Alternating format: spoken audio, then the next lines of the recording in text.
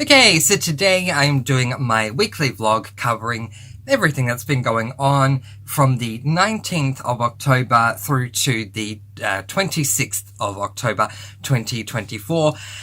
How are we all doing? I hope you're all doing very well. It's been a very interesting week for me, not just reading, but all round. We will get into that soon enough. But first, we have just enough time to say welcome, or welcome back, to Mr. Francy Reads! Let's go!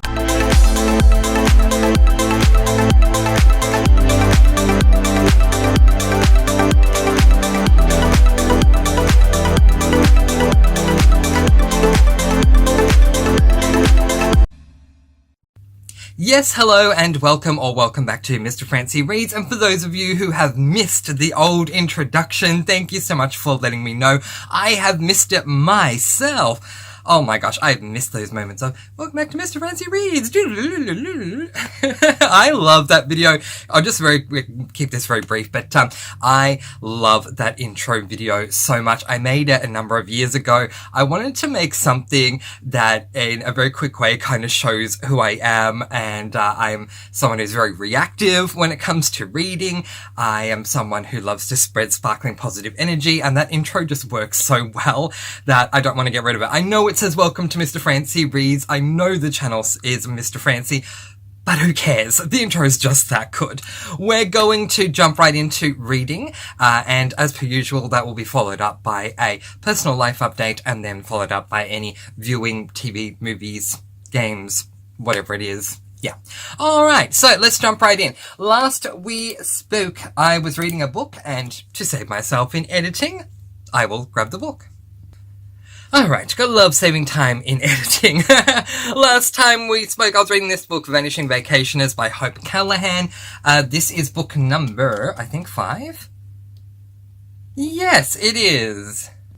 Book number 5 in the Millie cruise ship cozy mystery series. It's an adult cozy mystery and it's written by Hope Callahan. I gave this book 4 stars.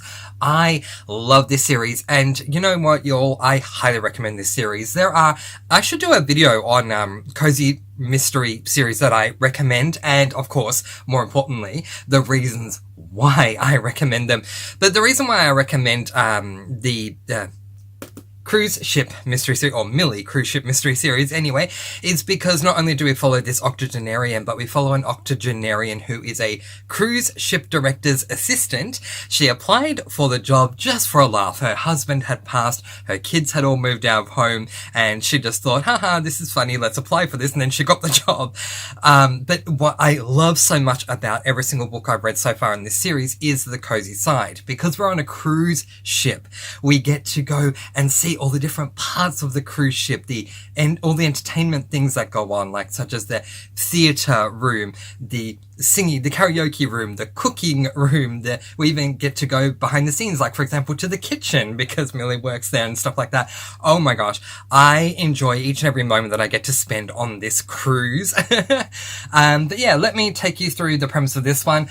With a fresh wave of passengers soon to board the Siren of the Seas, assistant cruise director Millie Sanders is shocked when she discovers she has a new roommate, and fit to be tied when she learns the new roommate is none other than Danielle Nelden, her former charge and nemesis. When Danielle, along with the 2 VIP guests, vanish on the mysterious island, Millie is forced to face her fears and join the search. She enlists the help of her friends, and soon they find themselves in a deadly adventure of a lifetime. So yeah, aside from the world building, which I did do some research and found out that it's still called world building in cozies. So no matter what genre you are reading, anything that builds up a made up world that an author has created is referred to as world building, and so therefore I love the world building of this series so much, and I highly, highly, highly recommend it. 4 stars. The next book that I picked up this week helped me to finish off a series, although I still, even after finishing this book, don't know if the series is done or if it is not. I am talking about Dating Can Be Deadly by Amanda Flower, which is book number 5.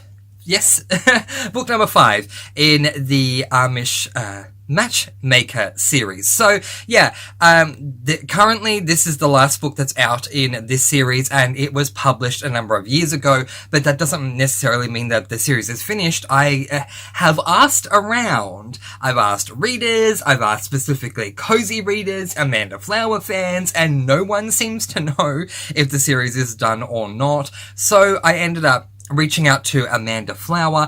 I basically sent her a thesis email. So Amanda, I doubt you're watching this, but if you are, I'm so sorry. I have a lot of love for Amanda Flower. She's my all-time favorite female author, and so I had a lot to say. It was my first email to her, but within that thesis, I asked the question, is Amish Matchmaker done, or are we still going? And that lighting, the last time too, and annoyed me. But anyway, we'll move on. So anyway, let's quickly discuss the premise of this one. So basically in this series we follow Millie, who is an Amisher. The reason I'm making this distinction is because this is a sister series to the main series, the Amish Candy Shop series, and in Amish Candy Shop we follow Bailey King, who lives in Amish country, but she's not Amish herself, and when the Amish refer to someone who is not Amish, they call them an Englisher. Bailey King in Amish Candy Shop is an Englisher. Millie in this series is an Amish person. I understand why Amanda Flower did what she did, because we then get to see both perspectives in the two series. I get that. But for me, it's harder to follow someone who is Amish, given that I wasn't raised that way. In saying that, it doesn't mean that I don't enjoy the books in the series. It's just that I find it really hard to relate to Millie in any way, shape, or form, which is unfortunate, but it is what it is. So in this specific one, there is a fair going on, which is absolutely fantastic. Anytime an annual event comes up in a cozy, I love it, because it's an opportunity for a cozy mystery author to do, that's right, more world building. I love it, especially with a fair. And so we have this fair going on for many different things. Part of this fair is that Millie has entered her two fainting goats, Peter and Paul, into a competition, and her nephew, Micah, something like that, is looking after them. I love this kid. I've loved him.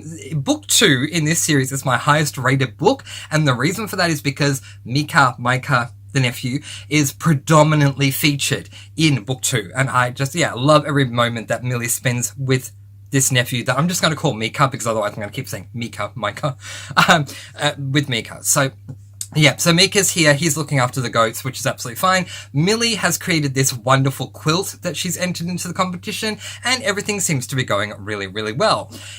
In steps Ruth Yoda, who everyone finds really hard to deal with, is even in the Candy Shop series, except for Millie, who grew up with Ruth. So she doesn't take anything from Ruth.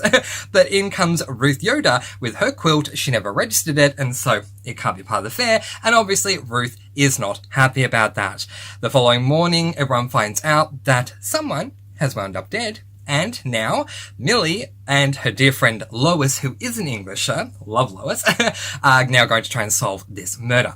So I do have my usual complaints about the series as a whole, which is that I'm not really a fan of the mystery. Yeah, I don't think any of the books in this series that I've read so far has the mystery been enticing for me. But the good thing for me is I read cozy mysteries, thrillers, so I don't necessarily need to go into my cozies for the mystery aspect. I will still rate a cozy mystery extremely high if I don't enjoy the mystery, but I love the cozy side of it.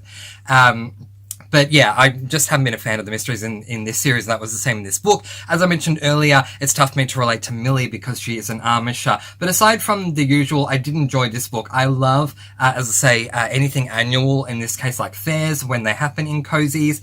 The reveal was good, but very surprising.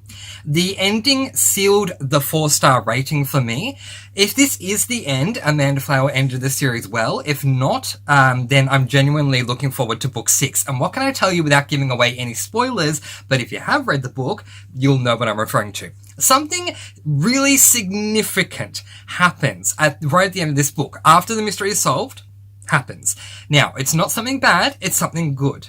This something good that happens makes for a fantastic conclusion to the series if indeed this is the end. But if it's not, then I need book 6 and I need it now because I want to see what's going to happen with this thing that happened at the end. 4 stars from me. This is equally the highest rated book I've given in this series, and isn't that the way if that is the end? But anyway, absolutely do recommend this one.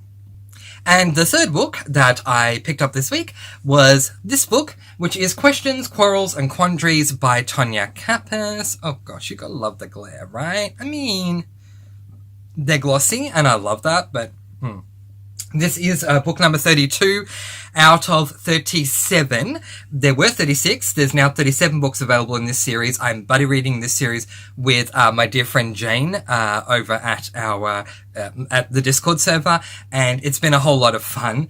But anyway, yeah, there were 36 at the beginning of the year. The goal was to get through all 36, but I spoke to Jane, and next month we are going to read 35, 36, and 37. So we're going to be completely up to date by the time we get to the end of the year. And I tell you, this shelf, that one there that I'm pointing to, all those books there, they're all Amish Candy Shop. I'm surprised it hasn't filled the entire shelf, and it won't, but give it time, and it certainly will. Alright, let's quickly talk about the premise of this one.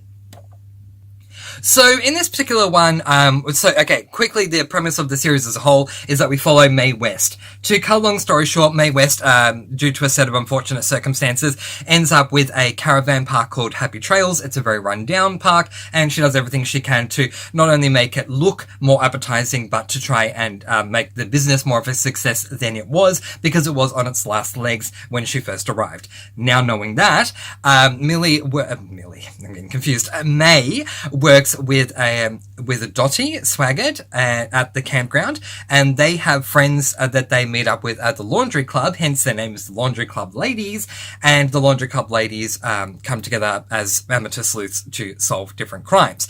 In this particular book, we have the Cowgirl Campers who come to stay. They're all fun. They're all very eclectic. It's a great time. One of the things I love most about cozy mysteries that have people coming in one book, leaving at the end of that book, and coming back in, new people coming in the next book, is exactly that. And so we have, like, in this situation, we have a campground. So obviously there are going to be people who come in just for the book and then they leave, and then the next book we get other people coming in. If you read any B&B, hotel, motel, cruise ship, anything like that, you know that, we're going to get replacements coming in, and I love whenever that happens. And so in this case, we had the, what do we call them? The Cowgirl Campers, and I absolutely loved them.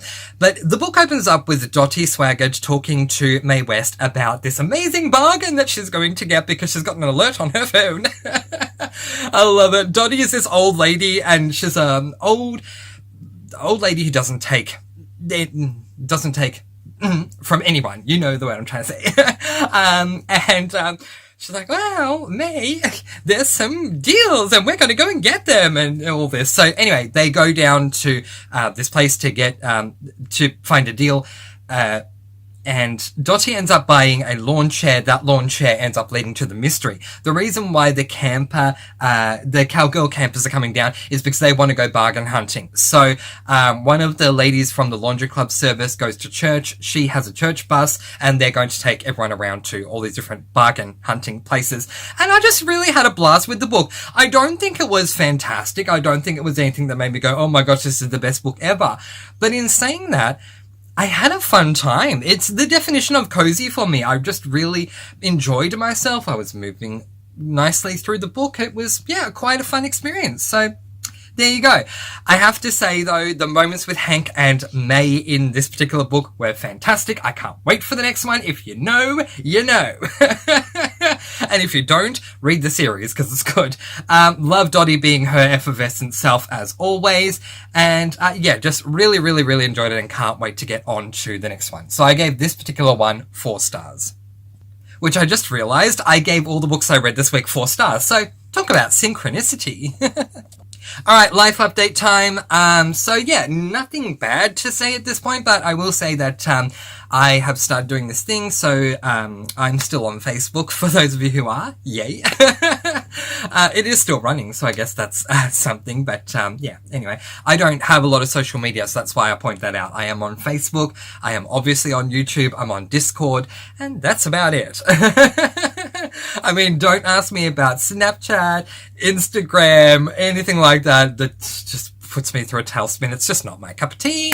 But anyway, I'm on Facebook, and there is a group that I'm a part of in Facebook that helps each other out with different things. So some people might, if they've cooked too much food, will leave a message saying, "I've cooked too much. Does anyone need dinner? Please come by and get it."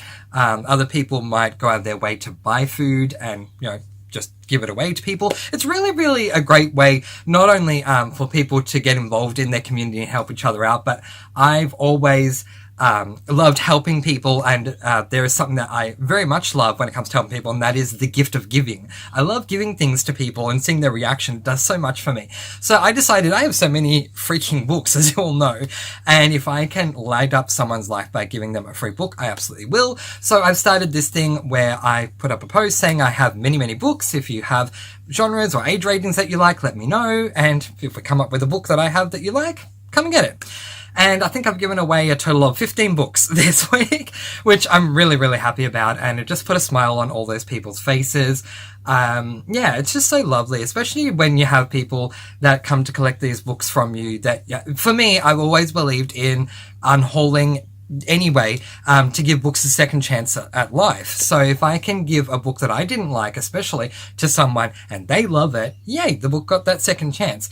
But there is nothing more heartwarming than someone saying, I didn't have money for Christmas this year, and so I didn't know what to get my kids, but my son loves to read, he's gonna love this book. And I keep my books in very, very good condition. I'm not saying that everyone does, not saying you have to, but I do. So they look new anyway. So yeah, really, really happy that I had the opportunity to do this and to bring this love and beautiful energy to these people has just been absolutely amazing. So that's kind of what's been going on that angle. All right, personal update. Sorry, we've done personal update. That's done. Now we're going to talk about watching, and I want to jump into games because I don't know how much longer I'm going to have, but I've been playing a game for the majority of this week that I have played before, but it's been a while, and I absolutely love it. It is called South Park: The Fractured But Whole. And the way it's written looks incredibly innocent, and that's because Trey and Matt, who are the head honchos of South Park, they weren't able to write the title the way they wanted to, but it's definitely a play on words. Anyway, I love this game. I used to play it quite a while ago, and then I just stopped. And now, to cut a long story very short, because it's a very long story of how I got there, but to cut a long story very short, I am now playing that game again and just absolutely loving it. I love games, but the problem with me with modern games is it takes too much to play. And I mean, give me something where I can just click a mouse, which is great with The Sims, by the way. If you want a really easy game, The Sims is one of the best games you can play because literally you're hardly using the keyboard at all. You're just using your mouse most of the time. With South Park, you don't use the mouse, but the commands are very, very simple.